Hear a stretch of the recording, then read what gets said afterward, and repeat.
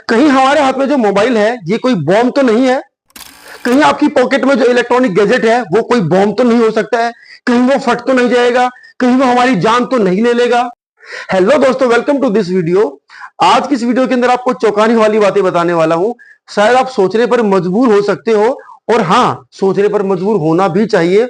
और फिलहाल पूरी दुनिया के लोग सोचने पर मजबूर हैं, क्योंकि लेबनान में जो हमले हुए पेजर की हेल्प से, उन हमलों ने पूरी दुनिया को सोचने पर मजबूर कर दिया कि क्या अब इतना आसान हो गया है कि आपकी पॉकेट के अंदर पड़ा हुआ इलेक्ट्रॉनिक डिवाइस, वो गैजेट आपकी मौत का कारण बन सकता है।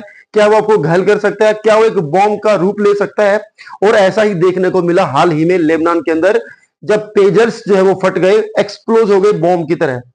और अब पूरी दुनिया इस सोच में जुटी है कि इसका मतलब अब किसी को मारना इतना इतना आसान है कि किसी टेररिस्ट को हायर करने की जरूरत नहीं है कि वो बॉम्ब छुपाएगा किसी गाड़ी में, किसी मोटरसाइकिल की डिग्गी में। ऐसा नहीं होगा। क्या अब आपको किसी को गोली मारने की जरूरत नहीं है? क्या अब किसी को बंदूक से उड़ाने की जरूरत नहीं है, हथियारों की जरूरत नहीं, वेपन्स की जरूरत नहीं है? क्या उस देश के ऊपर अब किसी मिसाइल को गिराने की जरूरत नहीं है? आप इनके अलावा भी एक ऐसा मेथड दुनिया में इन्वेंट होने को आया, पहली बार देखा गया, जिसमें लोगों की जानें गई, लोग घायल हुए और किसी हथियार को इस्तेमाल नहीं किया गया। लोगों के पास एक सिंपल जो गैजेट था, पेजर, उसी को उड़ा दिया गया। और जब वो उड़ा तो जिसके हाथ में वो था, जिसकी पॉकेट में वो था, वो इंसान भी साथ में घायल हुआ और कई लोग मारे भी गए। जी हाँ, हाल ही में लेबनान कंट्री के अंदर ऐसा हमला देखने को मिला, और उस हमले ने पूरी दुनिया को इस तरीके से चौंका दिया कि आज की डेट में हर आदमी सोच रहा है कि क्या आपके पास जो मोबाइल है, क्या वो सेफ है? क्या आपकी पॉकेट में जो डिवाइस पड़ा हुआ है, इलेक्ट्रॉनिक गैजेट, वो सेफ है? क्या ये आपकी जान के लिए खतरा तो नहीं है? देखिए, पेजर होता क्या है। पेजर एक इलेक्ट्रॉनिक ही गैजेट है जिसको एक बार चार्ज करके 7 से 8 दिन चलाया जा सकता है। बेसिकली वो मोबाइल की तरह ही काम करता है, लेकिन थोड़ा सा अलग है सेफ्टी पर्पज से। ठीक है। हॉस्पिटल्स में काफी ज्यादा यूज किया जाता है, बहुत सारी कंट्रीज में। इसको बीपर भी कहा जाता है। इसको अपने उसी रेंज के अंदर 40 किलोमीटर का इसका रेडियस बताया जाता है। रेडियो फ्रीक्वेंसी पे ये काम करता है, वॉइस मैसेजेस भेजने के लिए काम आता है। और इसको आप न्यूमेरिक कोड में भी एक दूसरे के पास मैसेज भेजने के लिए इसको इस्तेमाल किया जाता है, अल्फाबेटिक न्यूमेरिक कोड भेजने के लिए। ये मोबाइल के बजाय सेफ है। सेफ इसलिए है क्योंकि इसमें कोई सिम नहीं डलती है, इसमें कोई चिप नहीं डालनी पड़ती है, इसके लिए कोई वाईफाई आपको नहीं चाहिए। एक पूरा सिस्टम आप लगाएंगे किसी एक बड़ी बिल्डिंग के अंदर, अगर वहां पर 1000-2000 लोग काम करने वाले हैं, सबके पास एक एक पेजर होगा, एक एक बीपर होगा, एक दूसरे को वो उससे कम्युनिकेट कर सकते हैं। सस्ता साधन है, सुलभ साधन है, कोई ट्रैक नहीं कर सकता, इसमें कोई जीपीएस नहीं होता है। इसीलिए बहुत सारे हॉस्पिटल्स में, बड़ी बड़ी संस्थाओं में इसको आज भी यूज किया जाता है। सबसे पहले अमेरिका में इसको 40s के अंदर यूज किया गया था, और अब भी कई सारी कंट्रीज में यूज होता है। और लेबनान में बम धमाके जो हुए हैं वो बम नहीं थे एक्चुअली, वो पेजर ही फटे थे।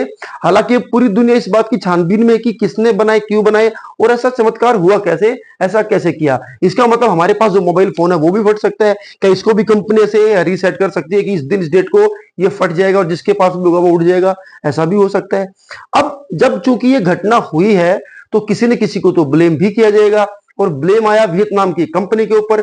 वियतनाम की कंपनी ने कहा कि जनाब, हमने नहीं बनाए, हमने अपना लोगो किसी और कंपनी को दे रखा था, वो हमारे लिए काम कर रहे थे। और वो कंपनी हंगरी में, बुदापेस्ट, वहां की जो कैपिटल है, वहां जाकर के उस कंपनी को जब सर्च किया गया, 2 मंजिला इमारत में वो कंपनी का पता बताया गया। उस इमारत के पते पर और भी 10 से 15 कंपनियों की रजिस्ट्रेशन जो है वो देखने को मिली, पता देखने को मिला। उसके बाद उस कंपनी ने कहा कि हमने भी नहीं बनाया, और बात आगे से आगे चलती गई। बाद में सुई आकर के अटकती है इजराइल के ऊपर। कहीं इजराइल ने हिजबुल्लाह जो लेबनान में एक्टिवेट है, उनसे बदला लेने के लिए इस तरीके को तो इस्तेमाल नहीं किया गया। उसके कुछ समय बाद ही उसी लेबनान के अंदर एक और घटना देखने को मिली।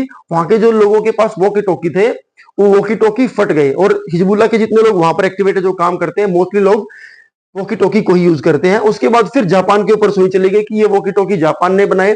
जापान का कहना, हमने आज से कई साल पहले ये वाले डिवाइस बनाने बंद कर दिए हैं। तो कुल मिलाकर के घूम फिर के सुई घूमती रहेगी, घूमती रहेगी, घूमती रहेगी। सच्चाई शायद हमारे सामने कभी आ पाए या फिर ना आ पाए, लेकिन एक बात जरूर आ पाएगी कि इस तरह की जब चीजें होती हैं, तो एक कंट्री उसको ग्लोरीफाई जरूर कर देती है कि देखो, वो दुश्मन टाइप के इंसान थे, अब उनके साथ बहुत अच्छा हुआ। हम सब सुनते हैं, 4 दिन सुनेंगे, लेकिन खतरा अभी भी हम सब के ऊपर है। अगर किसी के साथ ये हो सकता है, तो ये किसी और के साथ भी हो सकता है। अगर किसी एक कंपनी के डिवाइस में ये हो सकता है, तो ये किसी और डिवाइस में भी हो सकता है। आई होप कि इन्फॉर्मेशन पसंद आई होगी। मोबाइल चलाना तो खैर हम नहीं छोड़ सकते, लेकिन सोचने वाली बात जरूर है, समझने वाली बात जरूर है। अगर इन्फॉर्मेशन पसंद आई है तो इसको आप शेयर कर सकते हैं, लाइक कर सकते हैं, और हमारा कंटेंट अगर आपको अच्छा लगता है तो आप हमारे चैनल को सब्सक्राइब भी कर सकते हैं। Thank you.